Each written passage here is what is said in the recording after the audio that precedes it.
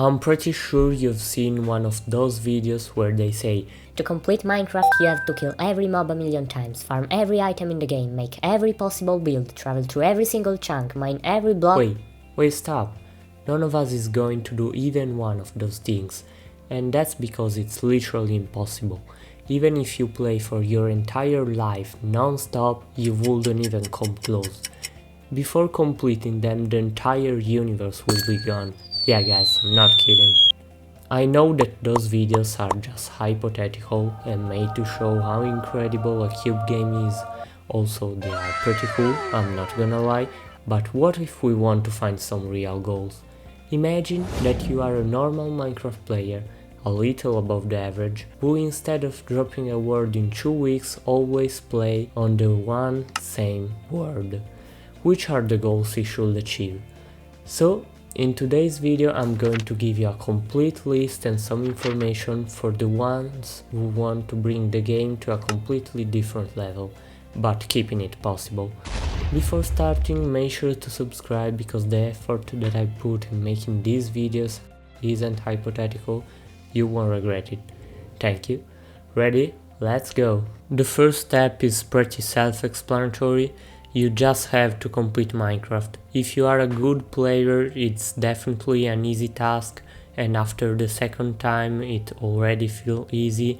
But if it is your first time, don't worry, there are thousands of tutorials over the internet that you can watch. Since it's a pretty boring phase, I would recommend to speedrun it, or at least keep it under 1 hour. It's very useful to get access to elytra, tools and gear before starting any project, so that you can progress faster without wasting time. The second step is getting stacked, which means getting the best tools with the best enchantments, the best food, the best armor and tons of valuable items which might save your life or are just always useful. Since you are in the end, start by looting so many cities and ships until you have a full set of armor, a nice sword and the best pickaxe possible.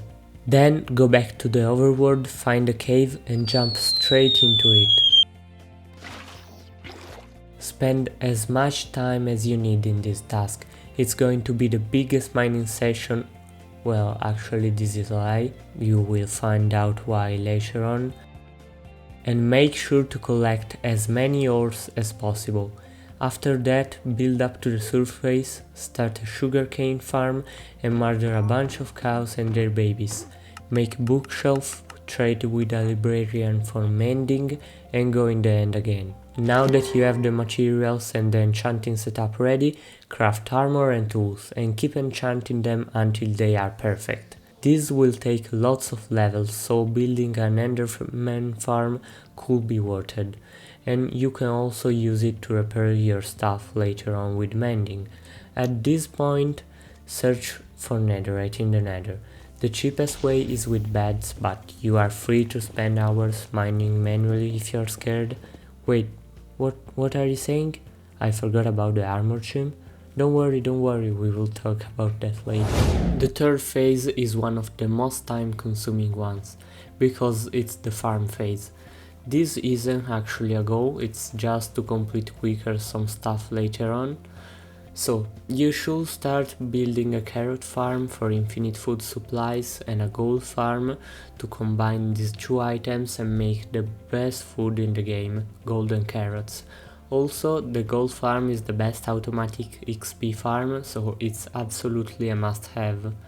Also, build a raid farm. It's a little more difficult after 1.21, cause you also have to farm the ominous bottles, but it's still worth it for the totems, especially if you are in hardcore, and the emeralds to trade with villagers. Next, build an iron farm. I don't know why, but it's always useful, so make sure to not choose a cheap design. Continue with a wood farm, a creeper farm, transform your horrible sugarcane farm in a massive one, and combining these two items, you get infinite rockets to make traveling way faster. I swear it's worth it. Finally, build a shulker farm, because you're going to store a lot of things. This stage is pretty easy to explain, and that's because it's building your base. Of course, it is subjective if a base is amazing or not, but I'll give you a list of things you should always include. First, make sure to keep a big space just for storage. Through this challenge you will collect thousands of items, and if you don't want your storage room to look like this, think about it before starting to build. Second, you should make a villager trading hall. I won't go in detail about this, it's basically just a contraption which dispenses slave collaborators who spend their entire lives in one by one cells selling you items for ridiculous prices. Pretty convenient, right? And third, make sure to make your base look beautiful and not just useful. For people like me who suck at building, this might be the hardest challenge, but at least try. Okay, now that we are done with all the preparation, we can finally start the real goals. That means that from now on we won't do things that help you out in your playthrough, but are just cool and impressive. That also means that the order is completely random, so you can pick whatever you want first and it won't make you slower. With that being said, let's take a look at step number 5, achievements. Yes, of course, completing all achievements, not only the Minecraft ones, but also the ones in other categories, which are Nether and Adventure and Husbandry. By the way, they include some difficult ones like killing 2 phantoms with a single arrow, visiting every biome and getting every effect at the same time. Sounds difficult, right? Yeah. Of course, but all the stuff that you prepared before will certainly come in handy. So don't worry and let's move on to the next step. Listen carefully because you won't believe what I'm about to say. For the 6th step you will have to trap every single mob. Yeah, I already know what you're thinking. Apart the fact that there are 87 different mob variants in Minecraft, some of them are just impossible to put in a cage, because they despawn or are able to break blocks. Yes, right, but there are some ways around this. Like for the warden, who despawn after 1 minute if they don't hear any sound. Yeah, exactly, sounds. If you make this noisy contraption, the warden won't despawn, and since it is distracted by the trapdoors, he won't attack nearby mobs. Then the wither. This one is way harder than the previous one because he is very dangerous too, but he can also break blocks, actually every block, even obsidian. You might think it's over, but that's not the case, because with this design you can trap him in a boat and deflect his explosive skulls with water bubbles. Now the end dragon. You can't tell me that you can trap him. It's just impossible, right? Well, wrong, because by blocking some specific spots you can freeze him, duplicate him and move him with pistons to bring him in the overworld. I know it's incredible, super complicated, but hey, it's possible. Now it's time for a mob who is actually difficult to trap. Can you guess who he is? The Wandering Trader. Yeah, it is harder than the dragon. It makes no sense at all, but it is what we got. The problem with him is that no matter what, he despawns after 2 Minecraft days. Name tag doesn't work, boat doesn't work. So to get him we have to make a compromise. We can trap him but not see him. Let me explain it better. You see, when the Wandering Trader is in unloaded chunks, his despawn timer stops, so you can bring him very far away from your base and keep him there. This isn't the best solution, but it's the only way. It's quite funny though that you can trap the Ender Dragon, the Wither and the Warden, but not a dolphin. In fact, the dolphin is the only mob which needs 2 conditions to survive, air and water. You may say, so what? Just build a pool? Unfortunately, when you walk away the dolphin stops moving, so he drowns or suffocates, and apparently Mojang isn't able to fix this. Whatever, just screw the dolphin, let's move on. This goal is probably the most useless one because it's about traveling. Not in a specific biome, but to the world border. Some of you might not even know what it is.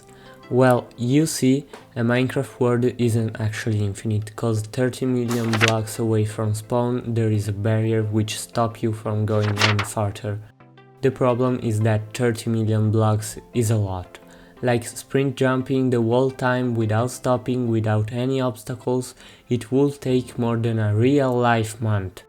But there is something you can do.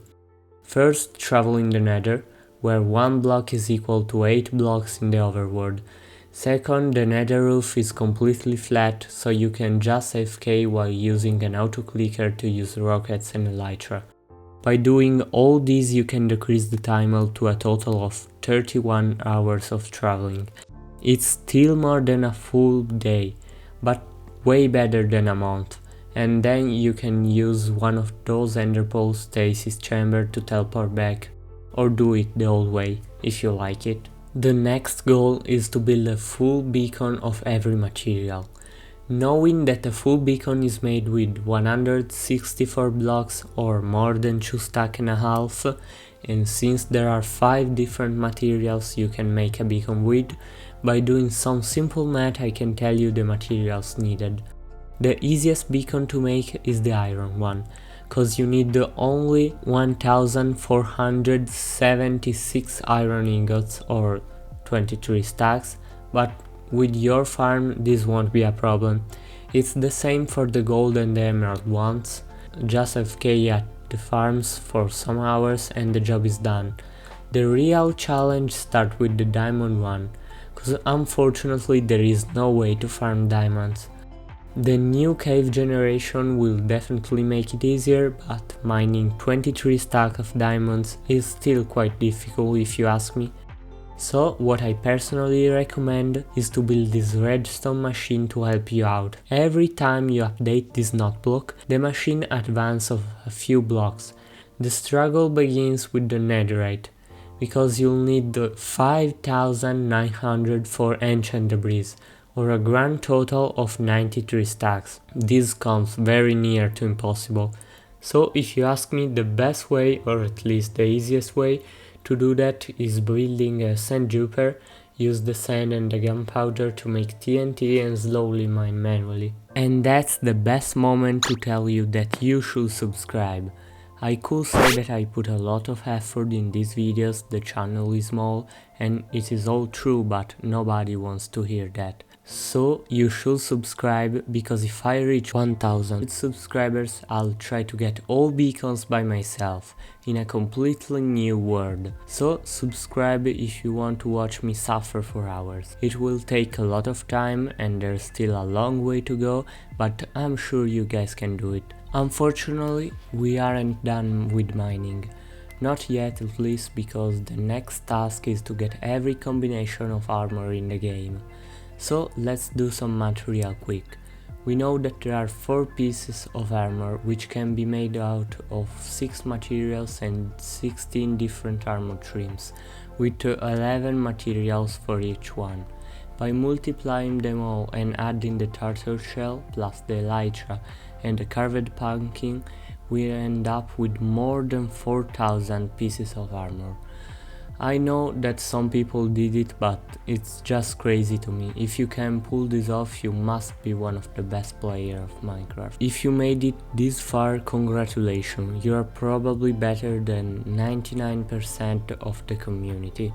But this challenge is about to become something insane. That's because the last goal is to collect every single item in Minecraft.